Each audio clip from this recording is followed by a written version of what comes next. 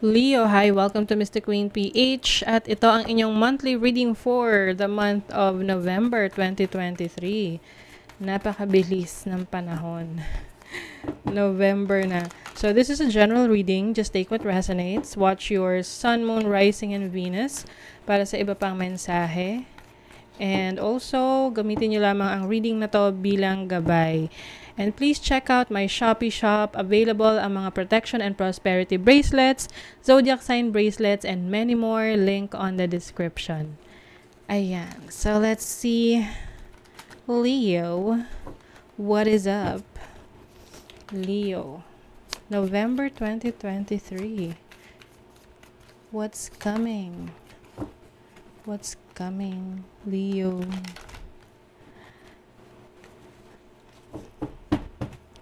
For Leo. Okay.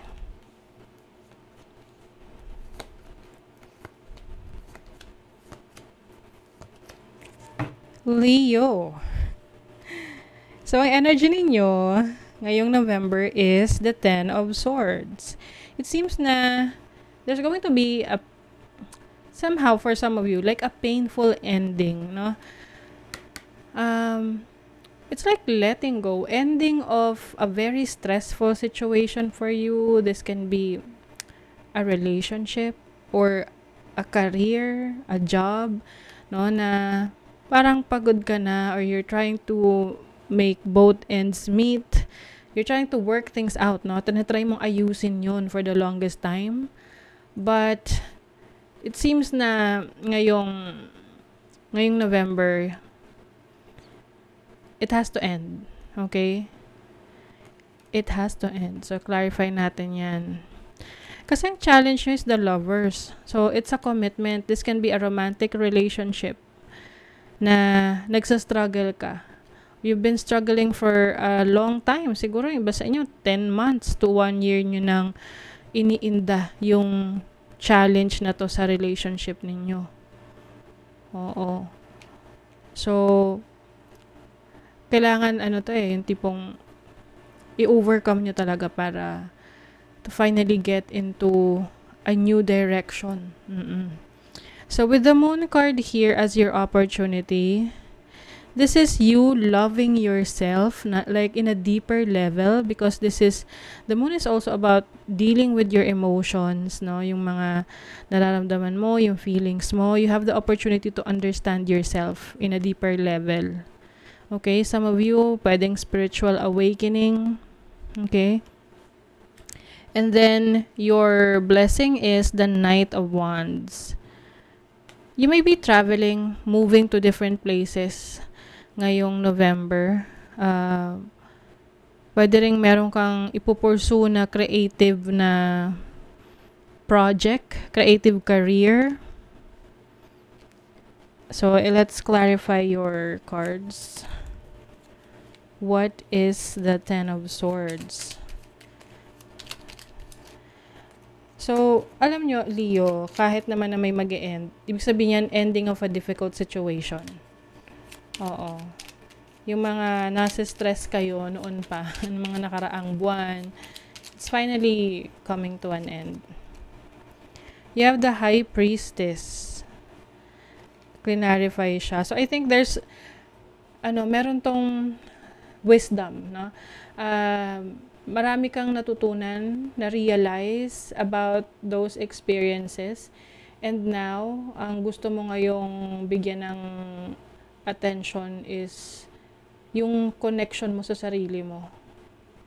Oo. It's like peace of mind. Mas gusto mong magkaroon ng peace of mind ngayon. And I think ngayong November, that's what's going to happen for you. Makukuha mo yung peace of mind na yan kasi may natatapos na challenging situation sa'yo ngayong November. So, what is the Lovers? Five of Wands. Conflict talaga. Pwedeng maraming involved na tao rito sa conflict na to. Sa relationship or sa commitment, no? Can be your loved ones, Maaaring maging challenging yung mga pakikisalamuha nyo sa kanila. But, ganun talaga eh. May mga differences talaga kasi. So, hindi na iiwasan yung conflict na yan. What is the moon? You have the Knight of Swords. You have an opportunity to understand your emotions. So I think you will be connecting more with your emotions through speaking, no? So pwedeng merong mga tao sa paligid mo na napagkakatiwalaan mo na pwede mong mapagsabihan ng nararamdaman mo, ng emotions mo. Someone na pwede mong i-share yung pinagdaanan mo, and mas magiging maluwag yung pakiramdam mo dahil doon. Okay, what is the Knight of Wands? You have the Six of Swords. Yes, you're moving on, moving forward. So, this is your blessing. I think some of you pwedeng lilipat ng trabaho, lilipat ng bahay, or this is metaphorically papunta ka doon sa mas kalmadong sitwasyon. Oo. Kasi pwedeng iba sa inyo nang galing sa conflict. So when it comes to your money, look at this. You have the Empress. Alam niyo naman kapag ang Empress lumalabas, lalo na pag related sa kaperahan, this is Venus ruled. Venus is the planet of abundance, money. Okay? So, ngayong November, you will pursue your creative skills, your creative talents. And mas lalo ka magkakaroon ng opportunity for you to earn money from that. There's also abundance. Oo.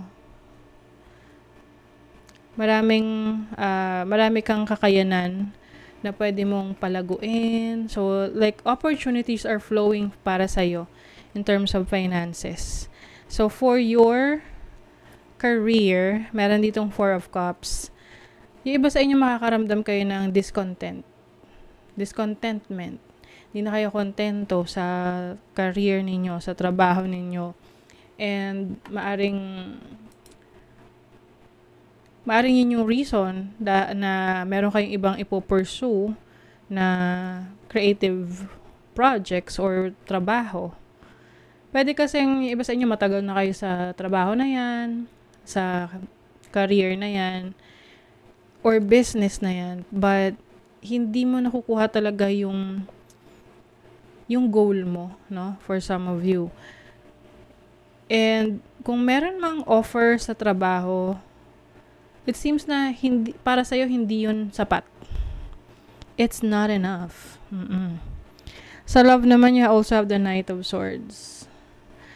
So, maaring medyo pwede magkaroon ng dramatic situation with your person.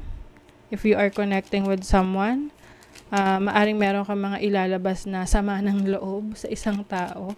Can be romantic or someone na kaibigan mo. What is the Empress? You have the King of Swords. So, I think you are going to be more careful with your resources. Pag-iingatan mo yung kaperahan mo. At mas magiging wiser ka, no, in managing your finances. So, what is the Four of Cups? You have the Knight of Cups. Parang may manunuyo sa'yo sa trabaho. Pwede tong iba, merong mga, suitors or merong romantic interest sa trabaho.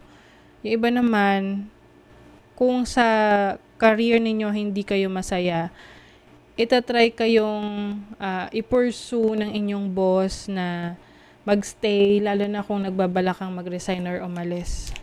Parang meron siyang offer sa'yo na nasa sa'yo kung tatanggihan mo o kukunin mo. Parang counter offer. What is the Knight of Swords? You have the Queen of Wands.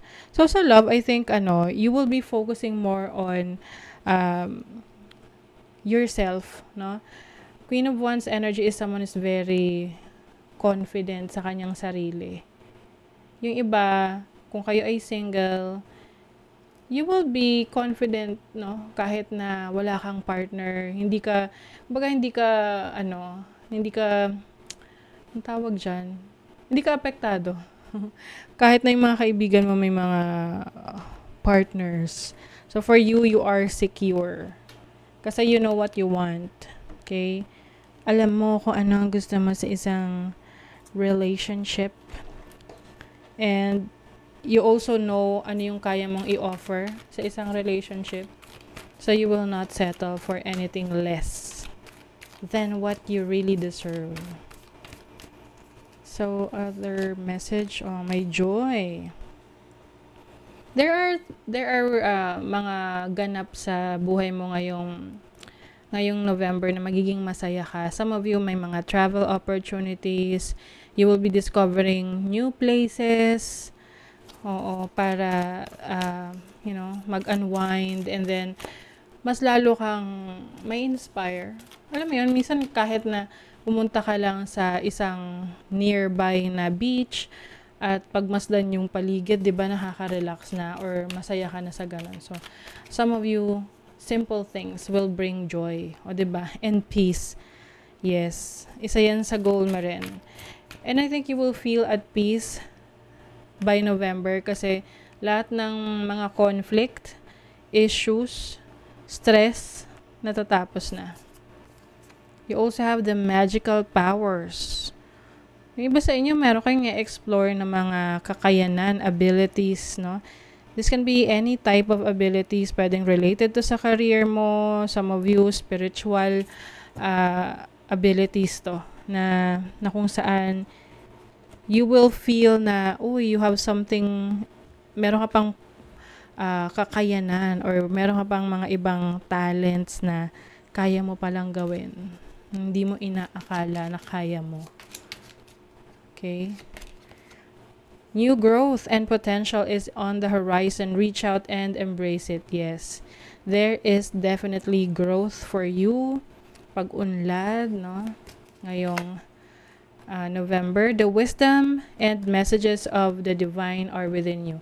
Yes. Messages of the divine. So, it's related to your instinct, no? Your intuition. So, some of you, pwedeng merong kayong mas pinapalawak nyo yung knowledge nyo sa spirituality or kung ano man yung fina-follow nyo na belief system. Okay, let's see what else. Final message. Morning. The world awaits you. Yes, I think meron kang mga inspiration, no, na kung saan magiging excited ka to start your day, no? Pwedeng may new opportunities na i-explore mo, project na gagawin mo na kung saan you want to wake up every day para gawin yun, whatever that is. Okay? So, that is your reading, Leo. Kung nagustuhan nyo to, naka-resonate kayo, mag-comment kayo dyan, like, share, subscribe, para lagi kayong updated sa ating mga readings. Thank you so much, Leo. See you again.